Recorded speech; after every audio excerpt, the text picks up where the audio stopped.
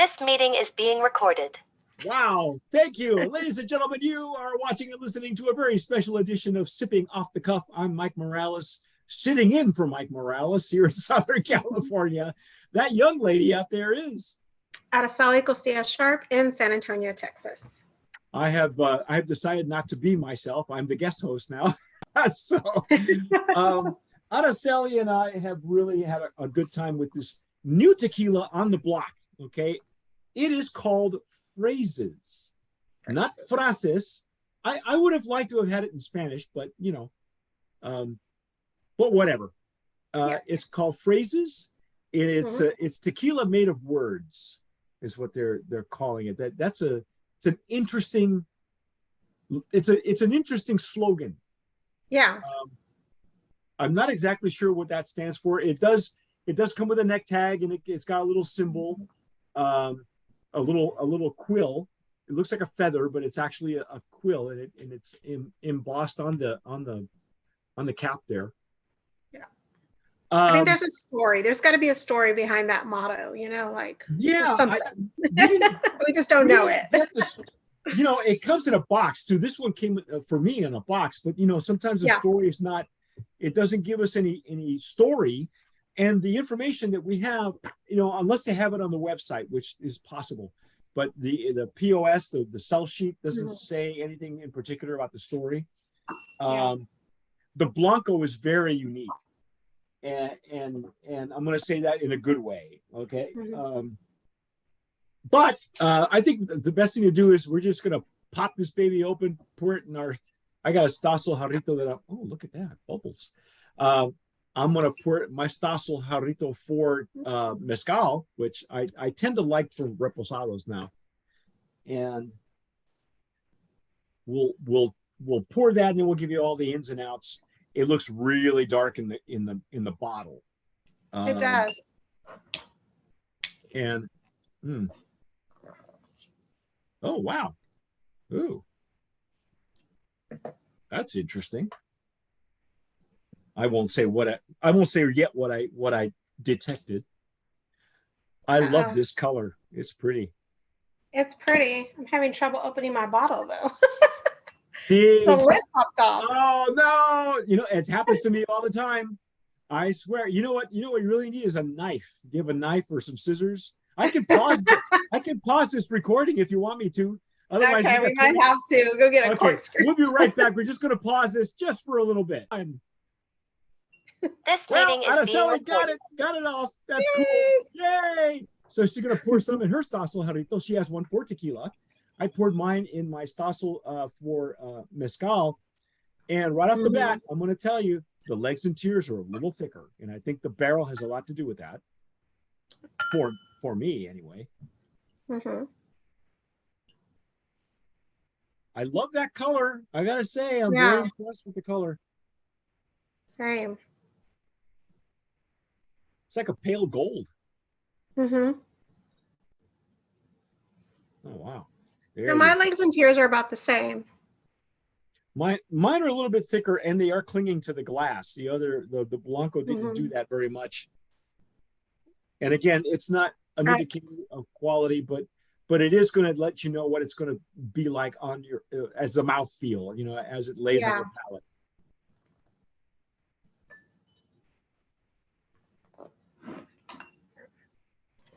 That's pretty. And it's shiny. It's shiny like the Blanco. The Blanco was a little bit, I want to call it. I call it mercurial. Alex, when I do it with Alex, he goes, "Yeah, it's shiny." Tiny. It's tiny. Tiny. It's tiny. Alex is funny. We're just, we've been doing it for 23 years, so he better be funny. Oh wow! Wait a minute. See, I got a nose full of wood notes. Yeah. When I popped my cork, when I popped the cork on the first one, and you got a handful of wood when you popped your cork. It just popped off the whole thing. It happens. It happens to me more often than I care to mention. But again, there's a for me, there was a lot of residual alcohol, because again, they've been sitting on Mhm. my living room floor, and they traveled a lot further than they did to your house. Yeah. So. Yeah, And mine's not as heavy up front. I am getting a little bit of the wood mustiness. It's I don't want to call it an Mhm. old barrel because it's not, and I'll tell you why. I will point out that I while you were fighting with your cork, I snuck a peek at the flavor notes, and it turns out that these are aged in barrels for 2 to 4 months, and with the Oh, color. But look at the color. they have to be, yeah, they have to be newer ones then. Exactly. See, God, what a Yeah. I love it. I love it. Yeah. So what I'm getting Mhm. is just wood. I mean, I'm Yeah. getting, whatever char they did on that barrel and wood, and that's okay. So it's not necessarily musty. It's more like a wet wood kind of thing, Mhm. and it's pleasant. I mean, I like it. Yeah. It's not like rotting wood. Like it's an old barrel No. that's In fact, it reminds me of the old school barrel rooms that I remember going into, like Arete in downtown Tequila had one of those old barrel rooms. It's a brick building, and it's locked, of course, with big wooden doors. When they took us across the street to open those up for us, it was the sun was hitting this brick building, and as soon as you Yeah. open the door, you get hit by this wood smell. And I was such a newbie. I go, Yeah. añejo, right? Yeah. And it's not because I can't, that was my descriptor. But Yeah. and then I look at the floor, and I thought, now they have climate controlled barrel Right. rooms, because that was where the Angels share was happening. But what they Mhm. did was they wet down the cement floor. That was Oh, their yeah. climate control, was to wet it down a little bit so it would cool Mhm. off, Yes. so it goes, because it was in direct sunlight at that time. So that's what this smells Yeah. like. It smells like an old school barrel room. Yeah, I can see. I was gonna say I got more of a wet concrete smell. Exactly, wet cement. Thank Yeah. you.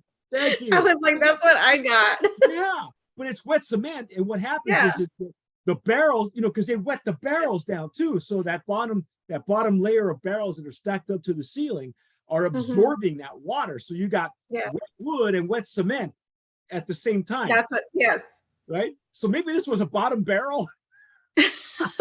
Maybe it's that on the bottom. I thought I was the only one that ever put that together, but you're there, man. Wow. Yeah. Oh my God. Oh, so now it's opening up. I have some more different. I don't have as much of the wood now. I have some of that alcohol. Like, Okay. Well, see, that's why I use the yeah. Stossel for the wider mouth for Mhm. mezcal, just because it gives it a chance to evolve Yeah. a little faster, Yeah. especially if it's been sitting on my living room floor for a while. I love it. I love that smell, though, man. Yeah. That really does take me back to that memory, Yeah. But And I still get the underlying notes of that tropical, of the Blanco. Yeah, I haven't gotten that yet. I'm still getting Yeah. wood note. I'm still getting wood, and I think as it evolves, I'm probably Yeah. we're gonna see the notes on the Blanco say, cantaloupe or honeydew, and Yeah. I'm hoping that we get cantaloupe like we did with Querendon, because that was Mhm. definitely where it evolved from the lighter Yes. melon to the heavier melon. Yeah. Mm. I'm ready to dive in if you are, because Yeah, for sure. okay.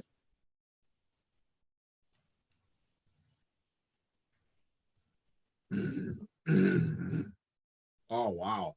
Oh, Oh. Mhm. yeah. Oh wow. Hmm. Wow, that's magnificent. My goodness. Oh, I like that. The wood notes just overcome the palate. Mhm. Not in a bad way, though. No. This is really mellow and I like that. and Mm. what am I getting? I'm not getting the fruit flavors that I was hoping to get, like No. we did with Don, but the wood notes are very mellow. So I'm going to say a little bit of caramel, maybe. Yeah, no spice there. Yeah, it is spicy. Well, the Blanco was very, very peppery at the beginning. Mm-hmm. Gosh, there's a lot of character in this repo, and it's a straightforward repo. Yeah. Doesn't pretend to be something else. Mm-mm. That's good. Oh my. Mm. The wood notes play really nicely with the agave. Yeah. Oh. Had they, you know what? If these are newer barrels, if they had let it sit a little bit longer, it would the barrel notes would have overtaken everything else. Yeah, for sure. This is like right on that edge, where you got to pull it out now, because if it stays any longer, if it's just another week, it's going to taste like barrel, Yeah. No, this is, yeah. It's got a real good balance. But I don't have any of that fruitiness. Yeah, tropical. No. It's more like a light toffee, maybe a light butterscotch. Yeah. All of it light. These are all wood notes that you can pull out of your aroma wheel. That all come directly from the barrel. The finish is longer. I know you're getting a lot longer finish, and that's again because of the barrel. This pepperiness turned into like a cinnamon spice, or like a ginger spice. Ginger. Ginger. Yeah. Oh my gosh. Yeah.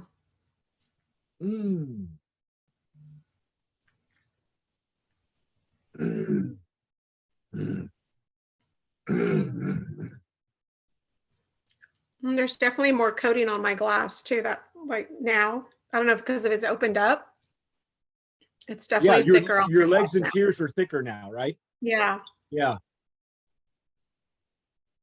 That is gorgeous. That's really good. That is an old school on Reposado. I was going to say añejo. Now, I know you were talking about the old fashions and stuff like that. Yeah. This is the kind of repo you can do that with. Exactly. Yes, you could. Wow, that is not what I expected. No. I was hoping for a little bit more of the querendon kind of, because we love that one. That one is just, now, but this is, to me, this plays to like the tequilas that are more agave growers, where they want to highlight the agave, even in the repos and in the añejos, as opposed to the aging. But they took a chance on using a newer barrel because the agaveros, they'll use those beat up barrels. Like again, I go back to G4, or El Tesoro. They're the kind, and there are others as well that want to emphasize the agave, but they took a chance on doing this repo. There's a lot of character. It's bold. This is a bold repo too. Yeah. Well, in the querendon, we felt like they used old barrels. Yeah. And this is new. Not as This is new. This is totally different. Well, here's why. Let me read you the notes again. While you were fighting with your cork, I took my cork. I looked at nobody saw this on camera, but I took a sneak peek on the notes on the POS, and it says here that they use, again, the cooking is the same, slow roasted for 30 hours in an horno, a stone oven, or mamposteria as we call it, 24 hours in resting, so it cools off 24 hours. 100% blue Weber agave, but this is a 5-year agave, singularly sourced to our specific. So instead, the Blanco uses a 7-year. Yes. So they're not using the same Blanco to age the Reposado. This is a 5-year. Okay. And so I think that's why you get that, like you said earlier, that's that balance. Because maybe with the 7-year, if they let it rest too long with a newer barrel, they were going to lose it. It was going to mess it all up, or it'd be too familiar. Maybe it would taste too much like something else. So it's 2 to 4 months American oak barrels. And Araceli and I came up to the conclusion that they're using virgin barrels, or pretty close to it. Maybe singular use barrels. It doesn't even say, it doesn't say used bourbon or used whiskey. It says American oak. So it could be just made for them. You know, that explains why we got nothing but wood. No char, no whiskey, no bourbon. No. That's it right there. This is the virgin barrel specifically just for tequila. It has nothing else rested in it. Yeah. That makes sense. I'll buy that. Wow. The nose is, oak heads will just fall in love with this. It's a very mellow nose. You want to hear the official notes? Oh, sure. Yeah. The official notes say this. Remember when I told you that sometimes you read the official notes and you're like, no. Yeah, they're nowhere near what we're getting. Okay. Mature, herbal, creamy aromas. I'll go creamy. Creamy aromas and flavors of toasted waffle, honeycomb, jasmine, honeysuckle. I'll go honeysuckle. I will. Elderflower and clove. I'm not getting clove. You know, clove is a little bit. Clove comes to me when I get clove. It comes from a used barrel whiskey or bourbon. You'll get more clove for me. I mean, there's a spice, but I wouldn't say it's clove. Yeah, no, me neither. It says velvety but dry, medium body, and a warming, very complex finish with hints of honeycomb. Orange blossoms. Maybe as it opens up, I'll go orange blossom. Yeah, right. We got more of the orange blossom in the Blanco, so maybe what this would be more like an orange, orange leaf, orange oil. You know, maybe it's a little deeper. Sweet spice. So they're kind of, you know, some of them are specific and some of them are a bit nebulous. But it is velvety. I will say that also. Dry. I agree, because I think the barrel is a virgin barrel. At least that's what we come up with. That's what we deduced. We deduced. And I love going through this stuff with you, because it's like trying to get through a mystery novel. Yes. Because you know, they don't tell us a whole lot. And if you believe half this stuff, you know, made with pink elephants. Come on, really? It's not even real, you know. Yeah, but I think that's what I like enjoy about sipping off the cuff. Just in general, when I watch the videos, it's like these are all new tequilas that a lot of people haven't tasted. So you're not just repeating stuff that everybody else is saying. We're just tasting it and putting it out there. Yeah, because the guy, I guarantee the guy who wrote this is not the same guy who's importing it. It's, you know, somebody in the office who said, okay, I want you to take these notes and write something up. Okay. Yeah. I write flavor notes for not for a living, but professionally. So I know that there's a difference, and you do too. And so does Bryce. You know, a lot of our guys write their own notes, and I say, come up with your own descriptors, because they're as valid as anything else that somebody comes up with. Because when you read this stuff, you know, smells like avocado peel. Really? Okay, bro. Maybe it smells like guacamole to me, but you know. Yeah. Jeez. I love this nose. Yeah, it's opened up. It's way more subtle. It's beautiful. Yes, I like it. It's excellent. Brand of Promise nominee. Definitely. I think this is it's not what I expected about a Tres Mujeres. No. I'm very impressed. Yeah. Very impressed. This is their new style, their new way of making tequila, I think. And I'd love to go visit that distillery one day. Just to pique my own interest, you know what I mean? But wow. I really think too that a lot of the brands have a say now, more so than they probably did before, you know, in creating the profile.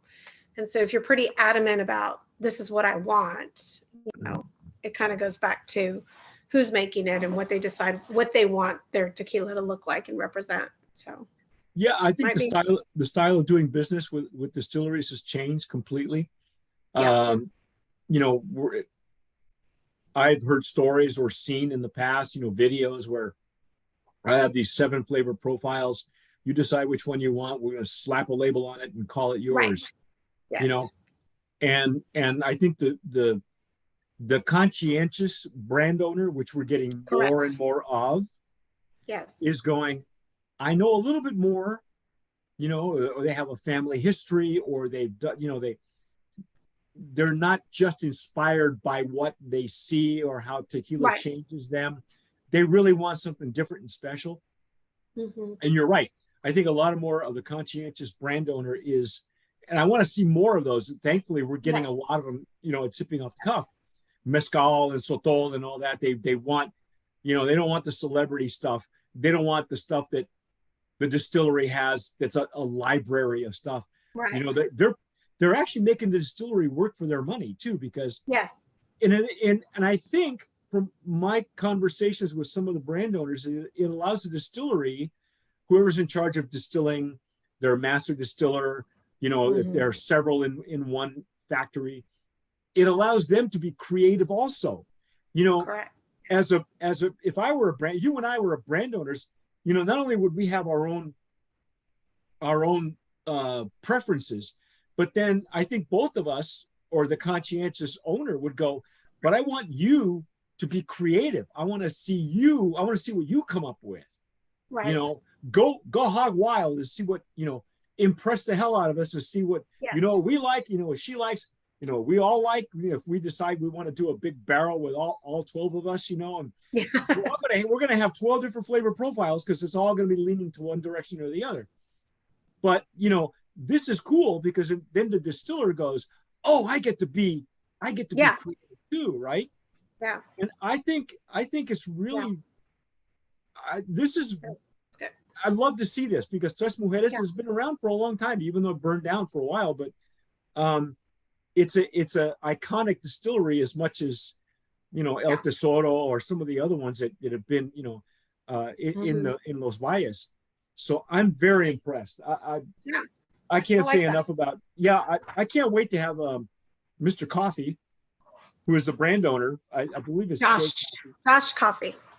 Yeah, I think it's his name. Josh. Yeah, Jay Coffee. Jesus.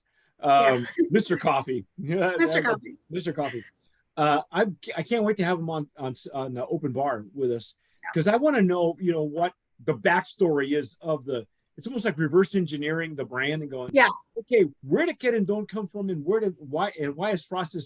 Because they're really different, even though they're really different. They're not related, and I think they're both coming from different distilleries anyway. So wow, amazing stuff. So when I did talk to him at the Austin Tequila Festival, very passionate about what he's doing. Yeah, you came. That's what I was going to get to that backstory. You found this tequila. Well, you found Querendón. Yes. And then and you found him at the where did you see him again at the Austin? So that was at the Austin Tequila Festival, and I think it was like in November. It happens every November, and that's the one show I never got to. Yeah. It happens at Casa Chapala. Casa Chapala. Okay. Yes. I always mispronounce that one because my accent's Mr. Lupe. Mr. Lupe out there loves his tequila, and he brings in. It's really great. I mean, he brings obviously mainstream brands in, but also up and coming brands. People trying to promote their brands out there, and they're all Texas based too. A majority of them, right? Yes, usually yes. Yeah, like obviously the mainstream ones are there. The big ones, Patron's there, Tequila Ocho. Yeah, but he does bring a lot. I got to make a point to go out there in November. I've been, even when I was living in San Antonio, it was always something on my radar, but for one reason or the other, we just it's a long schlep from San Antonio. You got to pack a lunch. You got to stay overnight. I know. You got one highway, and if the weather sucks, you better hope that there's nothing. Why don't they have a train from San Antonio to Austin? They need a train. Yes. You got to plan a weekend. It's a whole weekend thing if you're going to go. Yeah. That's the only way we do it. You can't do a one-nighter and then drive back. No. Not going to happen, folks. Won't happen. Because especially not after Tequila Festival. You're just spend the night. It's gotten bigger too, hasn't it? Hasn't it gotten, yes, it was just a little, it was just a restaurant that was doing its thing once a year. And it was when we were there, it was, how long have they been doing it now? 13 years? I want to say, well, I know it's over 10 years. So okay, well, I think I lived in San Antonio for 8 years, give or take. Yeah. And in the first couple of years, it wasn't such a big deal as the San Antonio Cocktail Conference, which we covered a couple of years. That was a big deal. That was fun. Yeah. That's where I got to meet guys from like Gracias a Dios. I even picked up a bottle of J.R. Ewing bourbon, which I lost in the move for other reasons. But anyway, it was a great show. If anybody gets if you get a chance to go. It's kind of a neat. It's a whole week thing. I got a chance to interview people there. Cool. Jaime Solorio from Ambar Tequila. Met a lot of good people in that town. It's a big tequila town. But Austin, that one in Austin, I always had it on my radar. I just never went. Just never, But now I got to go back. Now I got to fly in on purpose. So this past November, they had Don Rico. They had El General Tequila. They had obviously Tequila Querendon, Don Vicente. So I mean, they had a lot of new ones that are. Did they get Germán González? Did they get tears or? No, they had. They had some different ones. Like I was like, they've had Juan Lobo before. Yeah. Love that guy. I know. Me too. Did you see my interview with him?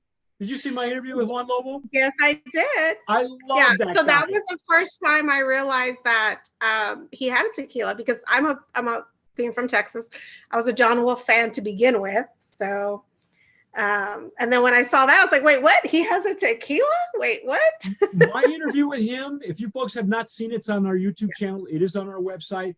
John Wolf is the coolest guy. And, he's a student of tequila. Yeah. I didn't know that guy has a degree from was it Texas A&M or Austin in finance. The guy's a business genius. He's not just some country bumpkin.